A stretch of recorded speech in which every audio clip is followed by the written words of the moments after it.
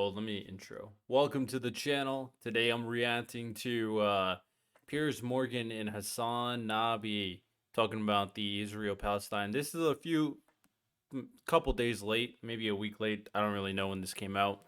But I'm genuinely curious to hear some differing opinions regarding this Well, now the battle of the conflict. hearts and minds, traditionally played out through diplomacy and propaganda, is being played out online. My next guest has almost 500 million views for his provocative commentary online, making him hugely influential. Hasan Piker streams live under the name Hasan Abi. His analysis of the Israel-Hamas war has taken a highly critical stance towards Israel and Western media, and he's been calling me out for my coverage. Because he only cares about Israeli citizens. He does not care about Palestinians as human beings. That's why it's apples to oranges. It's like one side is a human, the other side is a barbaric monster child. I never said that, obviously. He says that he'd like nothing more than to come on to Uncensored and call me a baboon in a suit to my face. Well, here I am, a baboon, and he can join me now. I'm joined by Hasan. Hasan, thank you very much indeed for coming on. Thank you for having me, Piers. It's very early here in Los Angeles, California, but I'm going to try to do my very best to not do my British accent while I'm here. Well, I appreciate that. And listen, I appreciate you coming on. Explain to me why you consider me a stenographer for the Israeli. Yeah, not gonna lie, I might be tripping, but look at is this hairline slanted? Like, what is going on? It's like right here. And I mean, I need a haircut too. Y'all can see, you know what I'm saying? I need to clean up the hairline, but I don't got Hasan's money, right? So if you're going on an interview, I feel like, he dressed up all nice, you know what I'm saying? The beard looks all cut. What's going on right here, my boy? We got, right? It's like bump and then goes down. Like, am I tripping? Israeli government, given that in the last week, What is this hairline? I think more than any other host in the world, I have given lengthy platforms I can't to see. pro-Palestinian To be fair, look at voices Piers, bro. Look at to this. articulate that side of I'm the just argument. cooking their hairlines right now. Y'all No, got too much money I to do have commend terrible you. hairlines. You At least Piers is like old. certainly Hasan, have what is had this? more pro-Palestinian voices than the rest of the British media and certainly the rest of Western media in general. Now, as far as saying that you're a stenographer, I said that journalists are not supposed to be stenographers, and yet when it comes down to it, in most circumstances, in whatever conflict we may be in, there are stenographers for whichever party is aligning with the American. Let's be on the same page in terms of the definition of stenographers, right? So people are just not saying things just to say things. Stenography. I looked up a quick one. The action or process of writing in shorthand or taking dictation. So he's saying journalists are not supposed to do this. Okay. American State Department and the interests of the West in general, and Israel happens to be the one in this ongoing conflict. But it's interesting that you call me a propagandist, because I want to play you. This was your reaction to when the hospital got I'm bombed. a propagandist. Well, no, For the record. I'm not calling I'm a you that. propagandist. I'm just saying I'm going to No, play you. I'm saying I am. Okay, well then I want to I'm play. saying Why are you proud of preaching out propaganda? Why do you think that's a good thing? That doesn't make sense. Hasan is so backwards, bro. He's so backwards. I am. I just before want to you put even play it. Okay, I'm going to play the clip. This is your reaction to the bombing of the hospital the other night. While I was in the process of getting ready for the stream, Israel enacted one of the singular worst strikes they have done thus far, and an Israeli airstrike hit the Al Ahli hospital in Gaza City, where thousands of civilians were seeking medical treatment and shelter from the relentless bombing campaign. Now, interestingly, when you were saying that, I was coming on air too, and I took a position based probably on 30 years of being a journalist, including running major newspapers, working at CNN and others, of waiting. of just saying, I think we should just wait and see what has actually happened here, get clarification, see who's actually to blame before we start passing judgment. You I know raced that's in to crazy, assume, crazy mindset. as many people did, by the way, including the New York Times, BBC, mainstream media, and of course most of the Arab world then followed, that this was clearly, indisputably, an Israeli airstrike on this hospital. And yet all the evidence now suggests very strongly that it wasn't, that in fact this was a rocket that misfired coming from a terrorist group inside Gaza. So my question for you is this: why would you I wouldn't go that far. Why Piers. would you be so certain in what you said before you knew?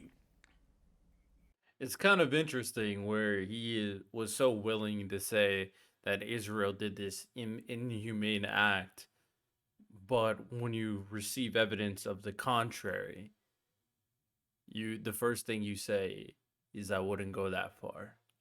Kind of really outlines your priorities or your biases immediately in the conversation. Okay, so first and foremost, before we get started on this conversation, let's understand something very important here. There's no electricity in Gaza.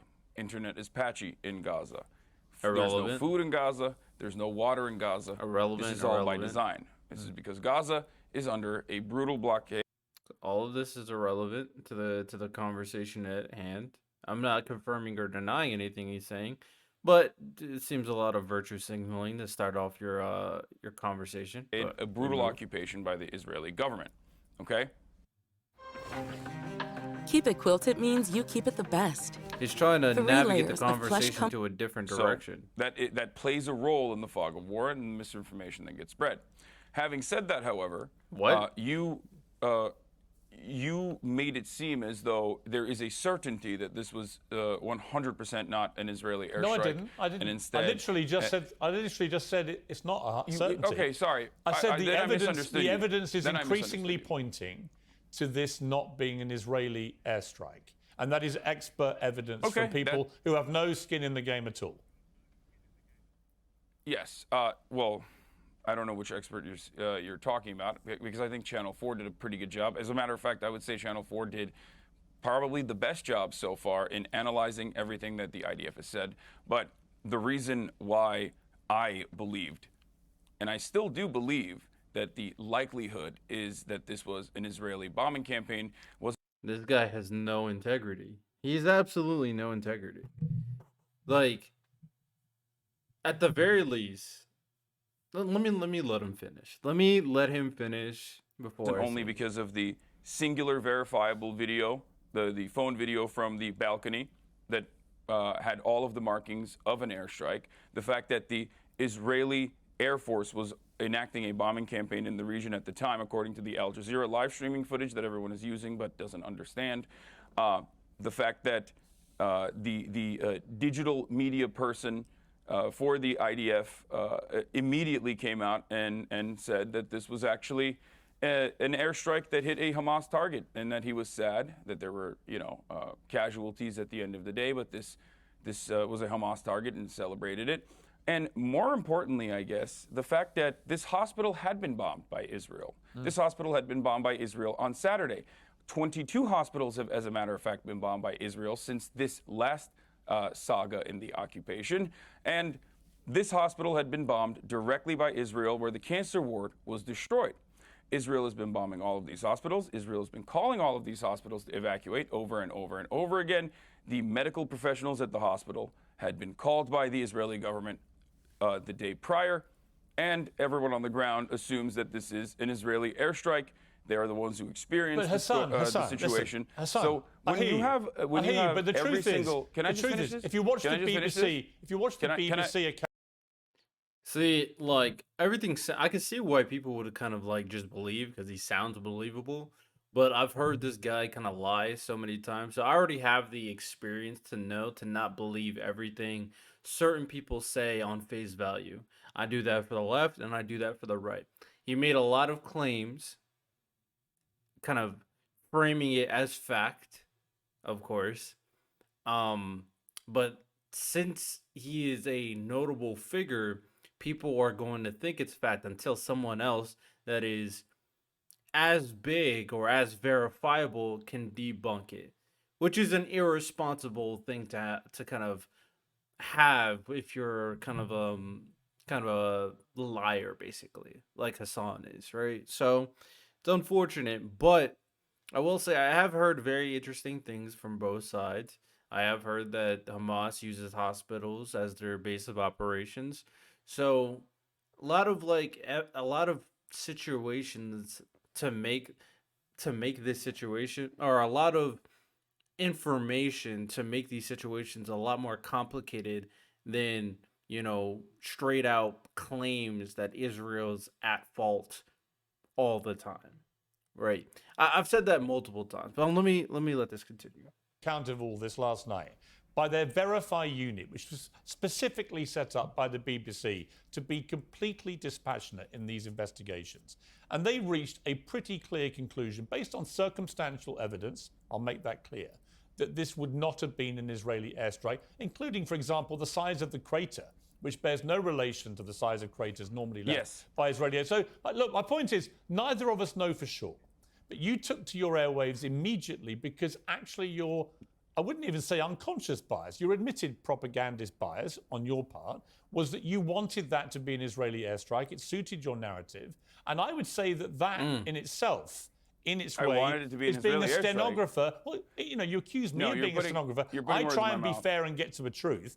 In your case, you just said you're a propagandist. What? I just want to be on the same page. This is why definitions are important. Define propaganda. So we're all on the same page here, right? Propaganda, definition. Information, especially of a biased or misleading nature, used to promote or publicize a particular political cause or point of view. That is the definition of propaganda. Hasan said, I'm a propagandist. That's what I'm saying. He's a liar. Like, this is what I'm talking about. He just says stuff thinking, I don't know, maybe he thinks he's funny or something. Saying that he's a propagandist, making a factual claim that Israel did X, Y, and Z in this situation without any confirmation or without 100% certainty is by one-to-one equation. Circumstantially, the conclusion you can come to is that you wanted it to be an Israeli airstrike because you're a propagandist. What Piers Morgan said is completely correct. Don't call yourself a propagandist if you don't want this to happen. Just admit that maybe I was going too far a little too quickly. But this man has too much pride. He thinks that he's the social justice warrior to save society without taking any concernable action to do any of that. I'm not. My thing is, I don't think Hasan's a bad person. I don't think Hasan has bad intentions. My thing is that Hasan thinks he's something that he's not, basically. Right? You could be a good person, but based off certain values you attribute to, have bad consistent actions. I don't think you try to do that. I think you appeal to your audience, appeal to your base, and you don't really care whether the facts are there or not. This is entirely unfair because you just said circumstantial evidence favors that this was not an Israeli airstrike. Yeah. I gave you all of the circumstantial evidence that it does favor that this is an Israeli airstrike. The reason why, however, circumstantial evidence is not enough. And the one thing that I will concede to, because when more information did come out, and no, I do not mean when Israel said that they did not bomb this hospital and it was actually Hamas. And then they turned around and went, never mind, it's not Hamas, it's actually Islamic Jihad. And then they said, we have more evidence coming out in a couple hours. And then the evidence came out, and it turns out it sounded like the phone conversations that they were able to intercept, supposedly, sounded like, by experts at the very least, to be completely false and completely made up. Yeah, It but was not a Hassan, I Gazan don't accent. think. Listen, Syntax in was all all wrong. honesty, Now, I don't think hold even on. as you're Hold saying on, let all me this, finish. I think you're a smart guy. Piers, let me finish. I think you've looked at all of this, and I think in your heart, you know this was probably not an Israeli airstrike. And I'm just curious why you would, instead of admitting that as facts change, that is your not opinion what I'm changed. saying. That is not what I'm saying at I all. don't understand why you would Please. double and treble down You're when the asking me to be evidence on your is pointing show. the other You're way. asking me to be on your show. Do you want to talk? Yes. If you're asking me to be on your show, and I want to be on the show, thank you so much for having me on your show. Let me explain exactly what I said, and let me explain to you why. I want to tell you a story. Share Jesus now. I used to believe that Jesus was a Catholic God, God of the Gentiles. Jewish lives transformed by the Jewish messiahs. Why is this on YouTube? Interesting. Still, to this very moment, until there is a third-party investigation that is concluded by the UN, the International Criminal Court, or specifically a forensic analyst that looks at the situation, is allowed to be on the ground. This is not just my perspective. This is B'Tselem as well, which is an Israeli organization that has also demanded a third-party investigation occur. I am not going to conclusively say that this was not Israel's fault. Why? So then how are you going to make the conclusion that it was, in fact... You said you need a third party to debunk your conclusion, instead of saying that you need a third party to prove your conclusion. Come on, we all see it. We all see it. Like it's ridiculous. Because I just gave you, and not because I'm a propagandist. As far as me being a propagandist goes, everyone is a propagandist. I'm just honest about it. You're a propagandist. We have our biases. Who do you think I'm a propagandist honest for? about my biases. Who do you think I'm a propagandist for? Do you know the definition Who do I of think you're a propaganda? propagandist for? Whichever every media person is doing propaganda. But who for? I've got to be doing it for somebody. You think it's a bad word? I don't. That's just the difference. I do. I think it's actually quite a serious charge. Hasan, I think it's a serious charge to level, not as a podcaster, but as a journalist who's broadcasting around the world, who has a reputation, I believe, for being fair and impartial, actually, on these issues. It's quite a charge to just say, I'm a stenographer for the Israeli government, or I'm a propagandist. I don't think there's any evidence that I'm either of those things. I'm curious who you think I am doing. Yeah, it's crazy that says all that. 3,000, Piers, while we're having this back and forth, 3,840 Palestinians have been ruthlessly slaughtered in the last incursion into Gaza. I feel like this is an incredibly selfish, self-centered conversation to have. You asked me to be on here. You wanted to hear my perspective.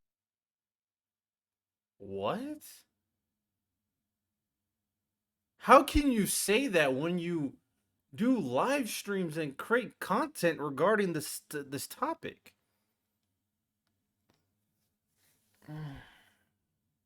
Wow, Jesus. I'm willing to give it to you. I don't want to talk about I don't want to talk about Noam Chomsky style manufacturing consent conversations about how the media is operating in the behest of capital. You were the guy. Listen, I think you were the guy that called me. There are dead people. Listen, Hasan, I only asked you because you're the guy that called me a propagandist. Jesus Christ, and he's called me just a baboon in chatting. a suit. I was curious as to why. You don't want to say I know, who I'm doing the propaganda for. We'll move on. We'll move on. I agree with you. There's a bigger picture here. Let's move on. Let's take a short break. Hasan, let's take a short break. I want to come back. I want to talk to you about what happened on October the 7th, get your reaction to that.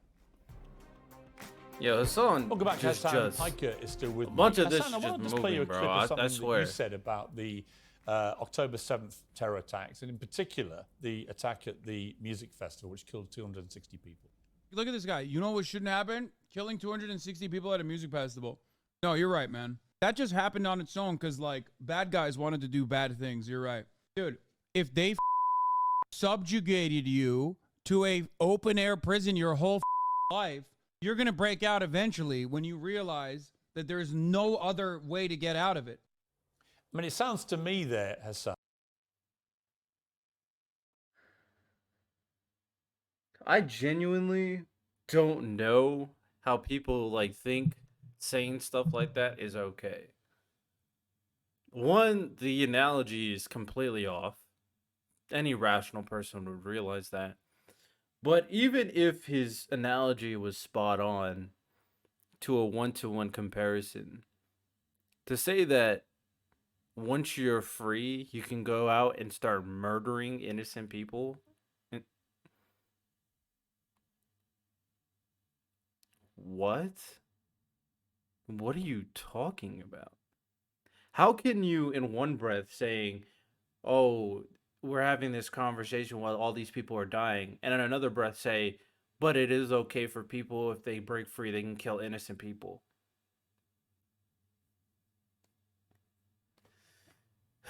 Jesus Christ. that you are in some way saying they had it coming. Were you? No, I wouldn't say that they had it coming. I think that Michael Brooks used to say, analysis is not justification. And while obviously civilian casualties and horrific barbaric acts that were committed on October 7 are completely unacceptable, the important thing to make sure that it never happens again is to analyze what are the conditions as to how it happened to begin with. And I think Ehud Barak is going to be on in a little bit as well, or maybe he's on before me. And I'm almost certain that while he has held the keys to the conversation and held the levers of the power in this conversation in many key and critical points, I would go so far as to say that he is among many others who also recognize that the Bibi Netanyahu administration is responsible. This is not just my assessment. This is 85% of the Israeli population's assessment at the time. This is years and years and years of refusing to negotiate with the Palestinian Authority. Don't take my word for it. Take Bibi Netanyahu's personal word for it. In 2019, in a closed-door conversation with Likud members, he said that if you want to thwart any kind of Palestinian nation state, you must do everything you can to only negotiate with Hamas. We control how high the fire goes. He has given cash to Hamas by way of Qatar. There is no bigger fan of Hamas than Bibi Netanyahu, which I hope one day you can maybe interview, and then you'll ask him to. No, I actually did interview him a few months ago, and I did actually spell out to him that there have been a lot more Palestinian deaths this year so far, up to the point of the interview, than Israelis, and what he intended to do about it. He said then he didn't believe in collective responsibility, which is now this hot phrase. Netanyahu, I'm not the biggest fan of, but there's not a lot of accountability for what he said. He just here's the goal. Here's the kick. It just went far right to the point where it might go outside the stadium. He's trying to moralize it. To say, oh, what I said is okay because I'm analyzing it, because the analysis is in reference to how bad these other people are. We should focus on how these people are so bad, and I'm just analyzing how these people are bad in reference to the situation at hand. That's all I'm doing. So, I'm not to blame. It's ridiculous. Is in this whole crisis about whether you would hold all people in Gaza responsible for Hamas. Interesting to see if when they. Can I ask you a well, question? let me just finish my point. If they do then launch a ground invasion, it'd be interesting to see if they keep to that word. I'm not a defender of what Bibi Netanyahu has been doing in Israel. In the last year, his attack on the credibility and integrity of the Supreme Court, I think, has been a disgrace, and I think it has fractured society in Israel. I also think that it's caused so much social unrest and had such big protests that you could argue it's taken the eye off the ball of the people who should have been defending the border because they've been trying to sort out what's been going on domestically, internally inside Israel. So I think it's a catastrophic failure of intelligence, of security, of defense, all of those things. I'll be amazed, frankly, if Netanyahu survives this. So I'm certainly not here to defend him, even if you do view me as a stenographer for his government. My question for you, I think, is this. Is that I've had a lot of problems trying to get people on the pro-Palestinian side to separate two things. That you can say, as I believe and you believe, that the Palestinians have been maltreated for decades. That the situation where they are effectively, I don't even call it an occupation because Israelis aren't in Gaza. They pulled out in 2005, but they still control the ability of Gazans. This is why I call you a propagandist. I'm just saying the phraseology is confusing to me because the reality is Israel exercises control over people in Gaza. It allows them in and out. It allows them to turn on the tap of water and so on and so on. I get all that. They don't actually live there because they can't live side by side with each other. That's why it's called an open-air prison. Right. I don't That's disagree why they with. call I it don't the world's disagree. largest open-air Yeah, but prison. Hassan, I don't disagree with you. Nobody and calls it I've that. pointed this Okay. out for a long time as a journalist. So we But like I've already said, I'm not to be fair to Hassan. I've already said too that the way the Israeli government is treating Gaza is not the greatest, right? There's far right movement in the Israeli government that want a Israeli state. You know what I'm saying? So there's criticism for both sides, but the crazy thing is, where me and Piers and other people are willing to engage in the conversation that both sides are to blame, whereas Hassan is just focusing on how Israel's bad and never talks about how evil Hamas is. It's crazy. we don't disagree about the appalling plight of Palestinian people. But the issue comes that if you can't separate that ongoing dispute between Israel and Palestine from the absolutely appalling barbarism of October the 7th, which was on a whole different scale to anything we've seen, where 1,400 people, Holocaust survivors, babies in their cribs, young women taken, tortured, abused, shot, beheaded, it was reported, and so on. If we can't look at that collectively with a general humanity and agreement that that is an absolute atrocity, then there's something wrong with this. And I find that the tribalism on both sides is now so toxic and so frenzied that you get people who literally can't. We've had a bunch of actors, right, signing this statement saying they want a ceasefire in Gaza and calling Israel war criminals and so on. But they don't say a word about the Hamas attacks that precipitated this. And I find that But you really agree with hard, them, right? really hard to accept. But do you agree with them? If they had said, for example, that October 7 attacks were brutal and massacres occurred, and then they said everything else, that Israel is committing war crimes, would you agree with them? Okay, here's what I would honestly say about that. Is Israel... Let me rewind. I'm Had trying said, to for order example, some food right now. that Not gonna October lie. 7 attacks were brutal. Israel, war criminals and so on. But they don't say a word about the Hamas attacks that precipitated this. And I find that But you really agree with hard, them, right? really hard to accept. But do you agree with them? If they had said, for example, that October 7 attacks were brutal and massacres occurred, and then they said everything else, that Israel is committing war crimes, would you agree with them? Okay, here's what I would honestly say about that. Is Israel not allowed to defend itself from the worst terror attack we've seen since 9/11? Is it not allowed to defend itself just odd. after You said you're not a 1,400 people in Israel propagandist. are butchered in that way? And Do the you know the question then, definition if of you assume that propaganda? they are able to defend themselves, as any Pierce, free that is democratic the, country, that is the then the Israeli question State becomes, Department line. Hassan, That let is me- the IDF's line. That is Hassan, the line that everyone Hassan, is let me ask you channeled. this. It then becomes a question of how can they defend themselves? If their mission now is to get rid of Hamas, a terror organization that's committed one of the worst acts of terror ever seen, if that is their stated aim, then I'm getting to I think Hassan just doesn't care about people. I just don't think he cares. I don't think he cares at all. I'm gonna be honest. I don't think he gives two shits about any of these people who are dying. I'm be honest. what they are doing is consistent with that, isn't it? No. Here's why this is actually an abject failure, and this is not just my perspective on the matter. I'm just a dumb idiot with a Twitch stream who is live reacting to the news and trying to make sense of everything as it's ongoing. I usually have a policy of not covering breaking news, and sometimes that policy is violated, but ultimately I am not held up by the same journalistic standards, even though I think I do a much better job than most other news outlets in general. So Why did he just lie to the people? I saw this clip roaming around. Why did he lie? Why did he do a bold-faced lie? He covers breaking news all the time. That is literally his YouTube channel. What? That's how he got famous, through covering breaking political news. That's what I'm saying. Hassan just be lying. I don't understand the need to lie consistently like he does. I don't know what benefit he gains from it, honestly. I don't really get it, honestly.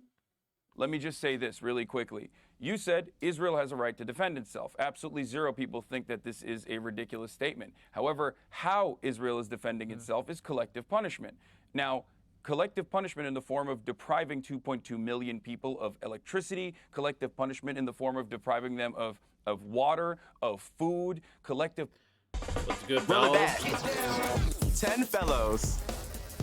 2 journeys. Punishment of in the form of 51 people dying in the West Bank, where, you know, there is no Hamas in the West Bank, and yet 51 people have died because in the West Bank, settlers that are occupying Palestinian territory in violation of the international law, settlers who are doing an act of colonial terrorism, and this is not my statement on it, this is international law, that are doing horrifying things by simply just existing there and maintaining the presence with an occupying force in the form of IDF, who is ritualistically humiliating Palestinians in a structure that B'Tselem, an Israeli organization, calls the permit regime, where every waking moment of Palestinians' lives in the West Bank are absolute hell, where they have no legal recourse. 51 Palestinians have died, and that was before the Ramallah protest that happened last night, and the Israeli forces were opening up with live fire on protesters last night. So who knows what that death toll has become? This is all a product of Israel being an apartheid state. This is a violent apartheid state. There is no way to be a peaceful all right, Hasan, apartheid let me ask you state. this. It Let me ask you this. is a violence. Let It me is a ask you violence this then. required for its maintenance. Okay, listen. And that violence is frustrating people. I hear that you. violence So wait, let me let him I say hear this. you. radicalizing people. But here's Hold my- on. I hear As you. far as Israel, as far as what Benjamin Netanyahu has done, as far as the war government, what they have done, Piers, going into Gaza Yeah. and bombing Gaza and killing 3,480 Palestinians so far in Gaza, 1,000 plus children out of all of those casualties. 22 hospitals being bombed, a bakery, the only remaining intact bakery being bombed yesterday. These are horrifying crimes that you. I'm willing to get on board with like a lot of horrible things that Israel's done. Now there is a lot more context in reference to the conversation, because we do need to realize that a lot of people that are on the Hamas Palestinian side that didn't. There's a much more history than it's making it sound, where a lot of Palestinians back in the day also didn't want to create that two-state system that we wanted, that they wanted to take over the entirety of Israel. So it's very complicated. We all understand that, of course. So, you know, you can bring up history of Israel doing this, the IDF, Hamas doing this, of course, and it's all bad. The only issue here when it comes down to Hasan is he's moralizing it so much in behest of Israel, but he doesn't keep the same energy for Palestine. He doesn't moralize it. He doesn't bring up the fact that Hamas did, you know, X, Y, and Z to women, to children, to Israelis, kidnapped Americans. He doesn't bring that up. He doesn't virtue signal with that. No, he brings up the context of Israel's side and Israel's wrongs only, and tries to rationalize it to say that due to this, you can understand why they're so radicalized. It's a very lazy way to approach the conversation, because we understand it's very complicated and it doesn't have a straight resolution. And obviously, a situation like that, unless a third party comes and kind of resolves it in behalf of both sides, or unless enough damage is caused where the leaders of Hamas and the leaders of Israel, with the I forget his name, Netanyahu, unless they come to a epiphany and realize that we got to stop this, and we got to stop this now, more than likely what is going to happen is aggressive action is going to happen. So it is a complicated scenario. There's no clear-cut right side in this situation. We just know this, that the bad people are bad people. Hamas terrorists are Hamas terrorists, and the far right-wing Israeli government officials that want a completely Jewish state are also not the best of people. But at the same time, like I've said before,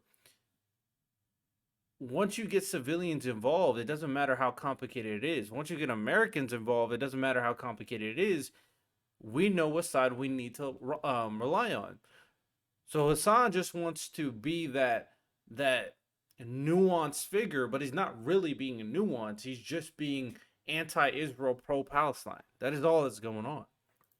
You would openly say are horrifying and unjustifiable when Russia does it, but when Israel does it, Israel has a right to defend itself. This is identical to the same talking points that I've heard from every Israeli administration official. It's the same talking points that I've heard from American politicians championing the exact same talking points. It's the same thing that I've heard from everyone else in the media. You might have been against the Iraq war, and you use that, but you're using that for evil, in my opinion, at this point. If you are not sitting here and condemning those acts of war crimes, those acts of violence, those acts of collective punishment.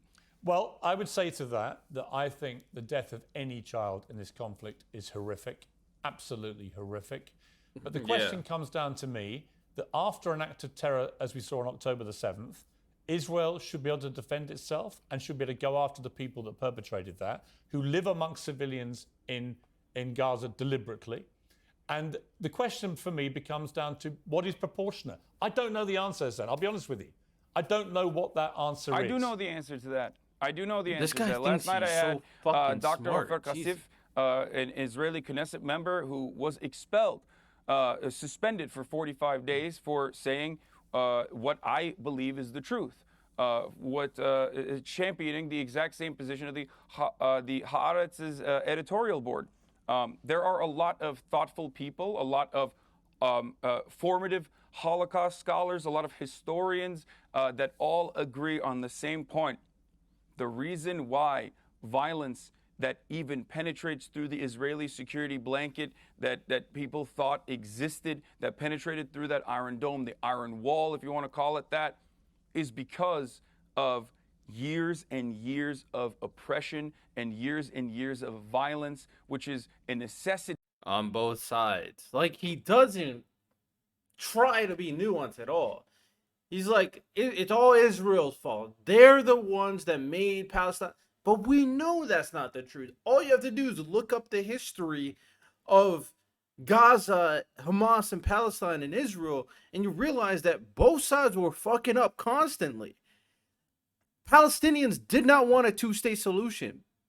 Eventually, Israel started thinking, oh, I don't want a two-state solution either.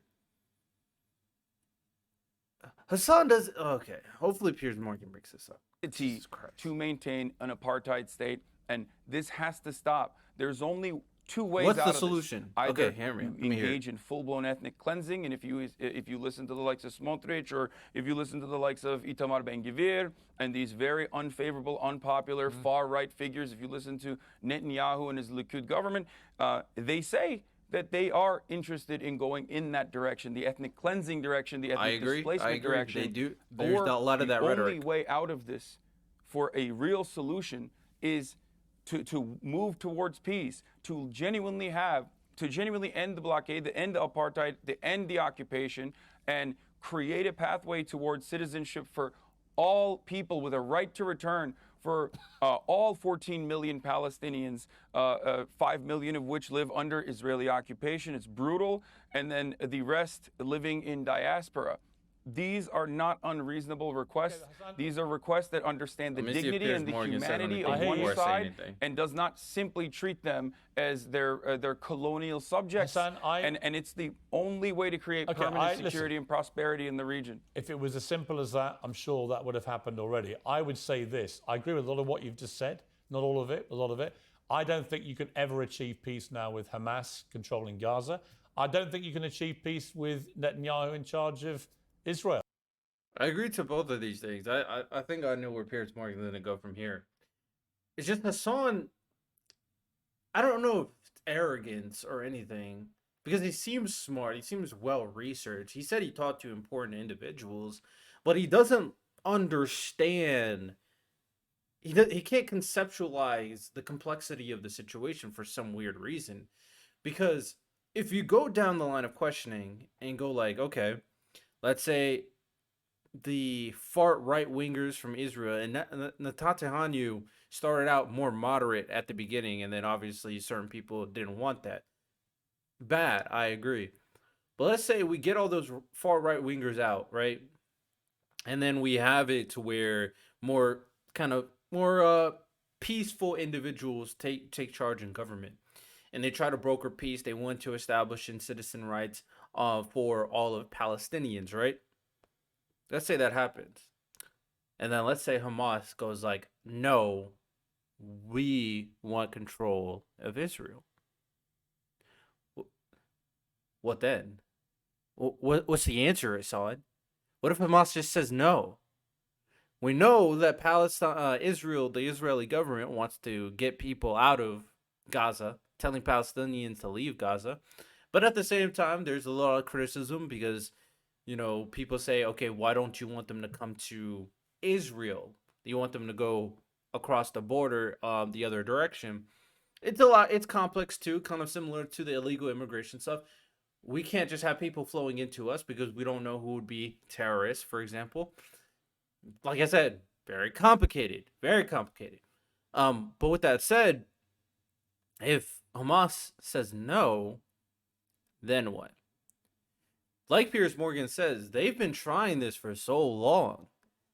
There's no easy solution. Just like how you can bring up the state of oppression and state of, outrage that continues to fester for the Palestinians, there's a sense of increased outrage for the Israelis as well for this continued conflict for the extreme Islamists. But again, Hasan doesn't really understand complexity. He pretends to. He probably has good intentions, but he lives in a bubble, and he refuses to escape that bubble. I think I heard Destiny say that Hasan doesn't want to interact people with differing opinions. He doesn't want to be challenged. He doesn't want his opinion to change, and that's not how you create solutions, right? So that's all I got for that. You know what I'm saying? Very unfortunate. Very unfortunate. I do need a thumbnail image